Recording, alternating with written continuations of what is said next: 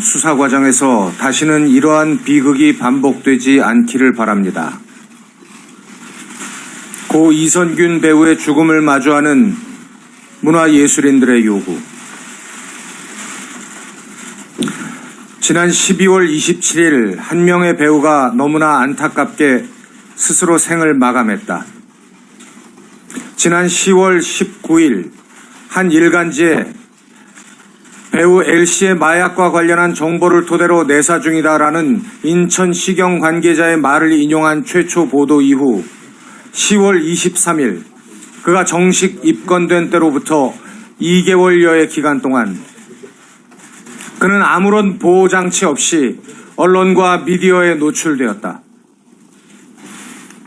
간이 시약검사, 국립과학수사연구원의 정밀 감정을 위한 시약 채취부터 음성 판정까지의 전 과정이 세 차례에 걸친 경찰 소환 조사에 출석하는 모습이 모두 언론을 통해 생중계되었으며 사건 관련성과 증거 능력 유무조차 판단이 어려운 녹음 파일이 언론과 미디어를 통해 대중에게 공개되었다.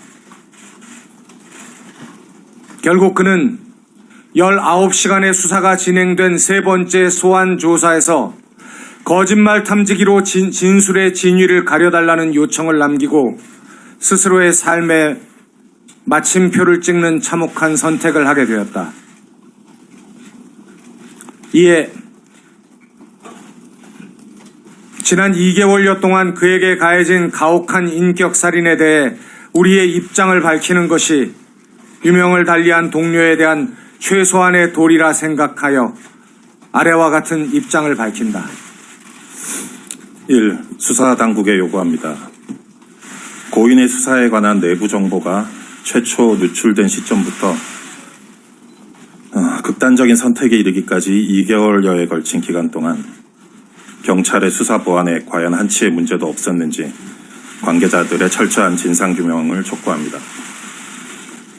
수사가 진행되는 동안 공보 책임자의 부적법한 언론 대응이 없었는지, 공보 책임자가 아닌 수사 업무 종사자가 개별적으로 언론과 접촉하거나 기자 등으로부터 수사 사건 등의 내용에 관한 질문을 받은 경우 거기에 부적법한 답변을 한 사실은 없는지 한치의 의구심도 없이 조사하여 그 결과를 공개해 주기를 요청합니다.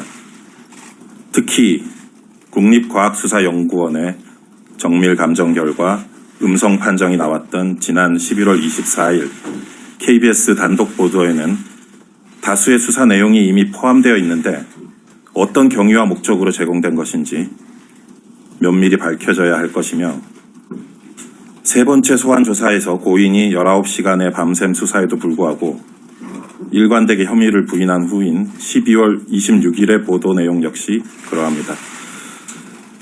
언론 관계자의 취재 협조는 적법한 범위 내에서 이루어져야 함에도 불구하고 세 차례에 걸친 소환 절차 모두 고인의 출석 정보를 공개로 한 점, 소환 당일 고인이 노출되지 않도록 대비하는 그 어떠한 조치도 취하지 않은 점이 과연 적법한 범위 내의 행위인지 명확하게 밝혀줄 것을 요청합니다.